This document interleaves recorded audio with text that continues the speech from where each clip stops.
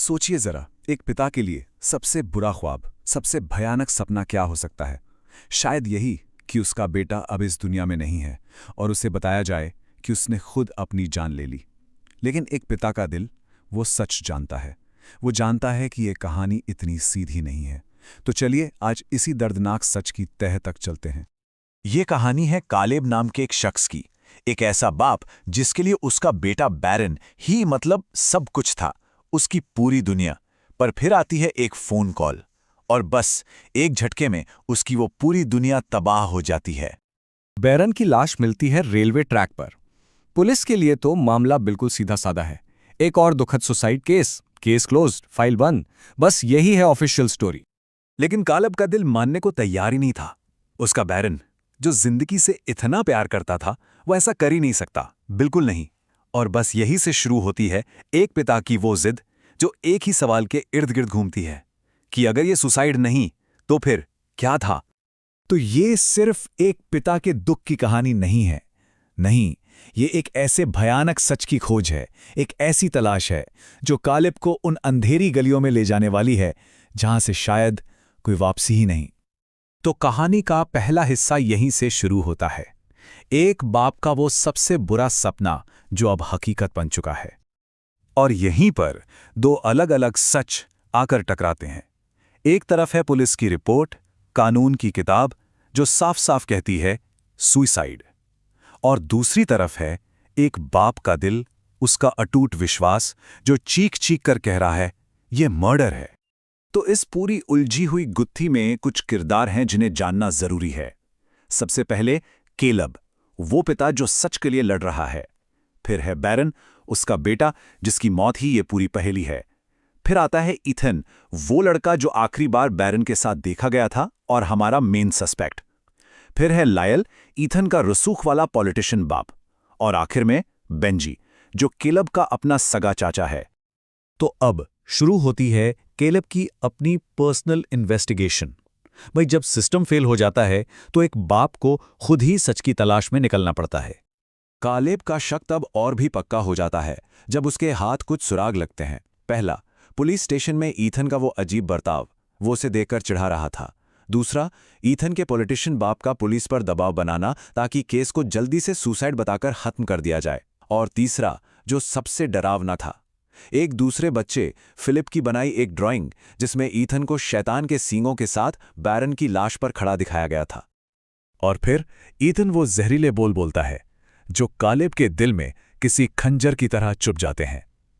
ये शब्द ये एक पिता के सब्र का बांध तोड़ देते हैं और उसे एक ऐसे रास्ते पर धकेल देते हैं जहां से लौटना नामुमकिन था। और बस गुस्से और लाचारी में केलेब वो कदम उठा लेता है जो कानून की नज़र में एक बहुत बड़ा जुर्म है। वो ईथन को किडनैप कर लेता है। अब वो सिर्फ एक दुखी पिता नहीं बल्कि एक किडनैपर भी है। लेकिन जिस सच को उगलवाने के लिए कालेब ने यह सब किया, वो सच उसकी सोच से बिल्कुल परे निकलने वाला था। कहानी यहां एक ऐसा जबरदस्त मोड़ लेती है जो सब कुछ पलट कर रख देने वाला है। कालेब ईथन पर सच उगलवाने के लिए जोर डालता है, लेकिन ईथन के मुंह से जो निकलता है वो कालेब को अंदर तक हिला देता है। उसकी आवाज में गुस्सा या नफरत नहीं थी, बल्कि खौफ था। वो एक कातिल जैसा नहीं, बल्कि एक डरा सहमा हुआ बच्चा लग रहा था। और फिर केलेब की नजर उस चीज पर पड़ती है जिसकी उसने कल्पना भी नहीं की थी।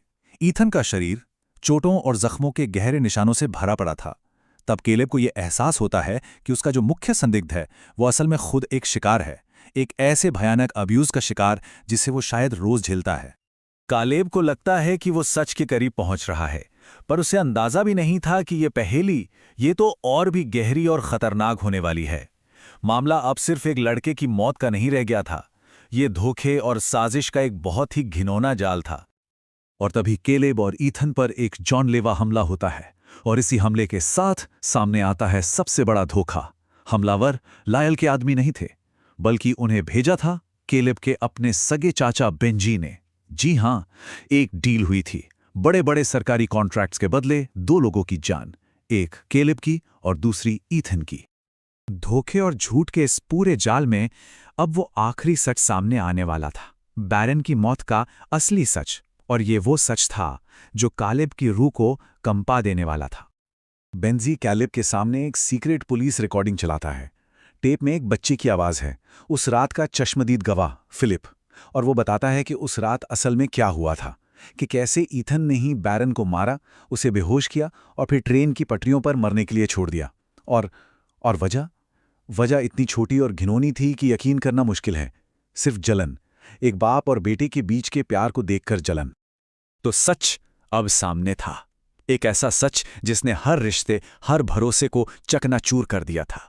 और अब कहानी अपने सबसे दर्दनाक, सबसे आखिरी मोड़ की तरफ बढ़ रही थी। जब आखिर में सबका आमना सामना होता है तो केलेब के पास पूरा मौका था बदला लेने का, लेकिन वो कुछ और ही चुनता है। वो अपने बेटे के कातिल को, उस टूटे हुए, एब्यूज हुए बच्चे को माफ कर देता है।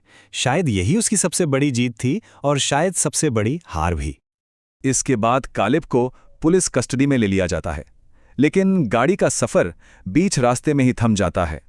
एक सुनसान सड़क और गाड़ी के सामने खड़े हैं हथियारबंद लोग। ये बेंजी का आखिरी धोखा था। कालिब एक पल में सब समझ जाता है कि खेल अब खत्म हो चुका है।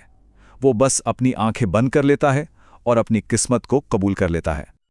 और फिर सीन बदलता है। हम केलब को एक दूसरी ही दुनिया में देखते हैं, जहां वो मुस्कुरा रहा है और उसके साथ है उसका बेटा बैरन। शायद इस दुनिया में इंसाफ ना मिला हो, पर उसे दूसरी दुनिया में सुकून मिल गया।